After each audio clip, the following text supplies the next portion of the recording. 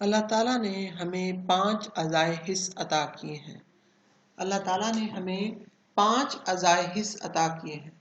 اعضائے حس sense organs, اعضائے حس sense organs ہمارے جسم کے وہ خاص حصے ہوتے ہیں جو ہمیں بتاتے ہیں کہ ہمارے ارد گرد کیا ہو رہا ہے۔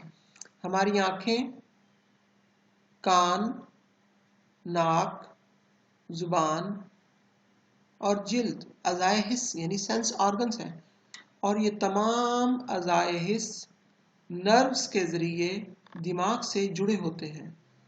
تو 5 اعضائے حس ہیں، سینس آرگنز ہیں، اور یہ جسم کے وہ خاص حصے ہوتے ہیں جو بتاتے ہیں کہ ہمارے ارد گرد کیا ہو رہا ہے۔